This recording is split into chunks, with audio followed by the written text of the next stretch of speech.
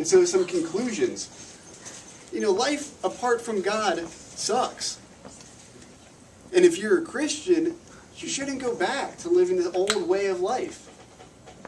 If you're a Christian, instead you need to come back and you need to learn how to put on this new nature, to live out who God has made you to be now. If you're a horse with wings, you could still stand around and be lame, or you could run and jump. But why? Why would you do that if you can fly? And if you're not a Christian, you should come back and you should see what it means to know God, to see what it means to be a part of His family. So, we're going to bring up John Durrell and hear a little bit of this story. Hey, John!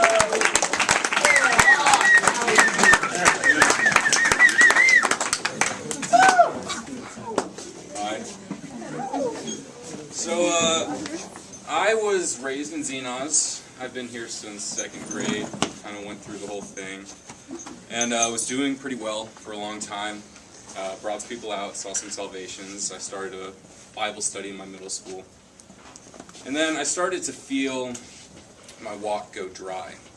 What I realize now, what I was doing, is I was trying to walk on my own. I was trying to be in control.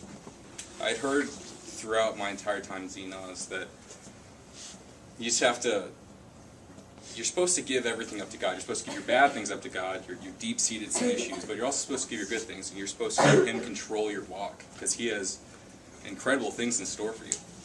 But that's something that I was too afraid to do.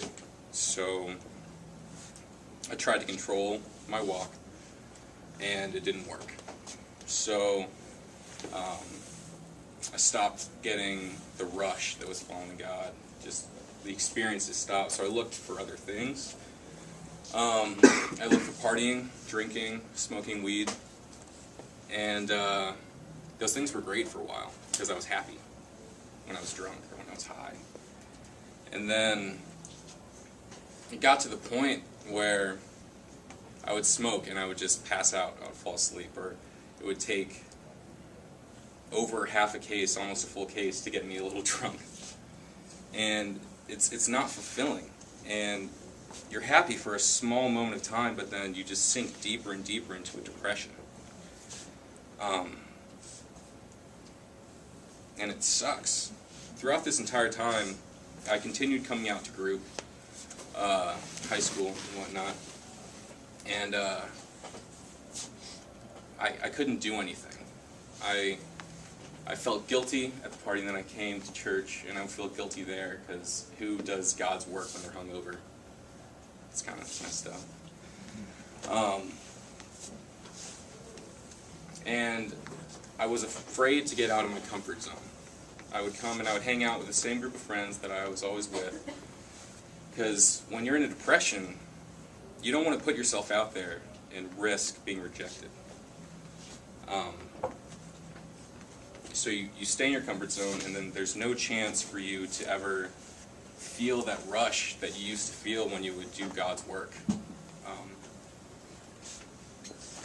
So this double life continued for a long time, and through last year, my discipler John Hurl and friend Brian Jones, I don't know if you guys know him, he used to work with the high school group, they talked me down and they polarized my situation. They're like, look, you got a foot in both doors here. And you can't live either life to the potential that you could if you just chose one door and went through it. So I urge you, choose one. And I thought about it. I was like, well, I could give up this world thing, but I'm kind of having fun still.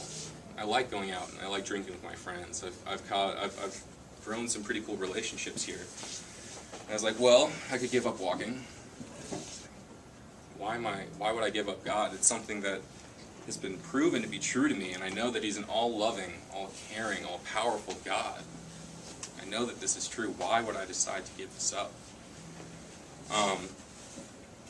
So I decided to leave the world behind and start walking with God. And it's a daily struggle, kind of. It was for a long time. I still had ties back to the world. The big thing that kind of freed me was I'd agreed to live with a group of people from my dorm from last year. And that was my main tie back to the world. So what happened was I told them I was going to move into a ministry house. And that's when I pulled my foot out of that door and closed it. And a verse that really impacted me was 1 Peter 1:8. And I'm going to mess up the wording, but it's like, though you have not seen him, you believe, and though you do not see him now, you have faith and are filled with this inexpressible joy. And it was incredible. It was just this drastic change from deep depression filled with moments of happiness to just this overarching joy throughout everything I did.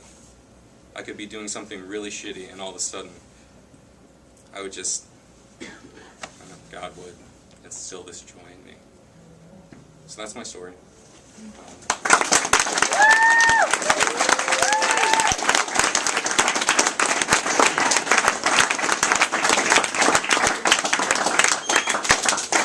You know, the cool thing about John is, you know, a lot of that stuff, all that he said is totally true. And if you talk to people in his college group now, they'll tell you John's a totally different guy, and he's awesome. And people love him. They feel loved by him. And, you know, John's story can be the same for anyone else here tonight, too. So why don't we get some people to pray, and I'll close. And then we'll hang out.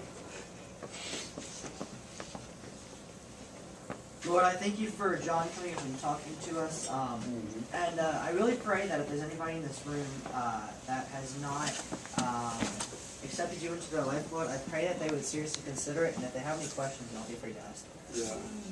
Yeah, God, I want to second that prayer from Andrew. I also want to pray for people who aren't in this room and who have abandoned God, that they realize that that's a dumb decision, and that this not a good impact in their life, and they should just turn back to the way they were with God and really change life for them. God, I really pray for the people who are like faltering from the path of God, because like the path that they're going down isn't the one they need to be going down, and it won't be as fulfilling as God's path. Dear God, thanks for the example that John gave tonight.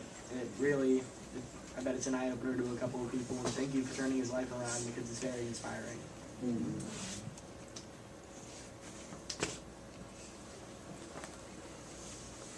Yeah, God, sometimes it's really easy just to think that you're going to be a real hard ass to us, and you don't want to come down and discipline us, but that's not what you're like. And you say that to the people who are struggling and faltering, you come to them with compassion. And you know, I do pray, God, that if there are people here tonight who have walked away or who are faltering, even people who don't know you, I pray you'd give them the courage to call out to you. And I ask that you would reveal yourself to them and show yourself to be a gracious, kind, compassionate, and merciful God. Amen. Amen. Cool.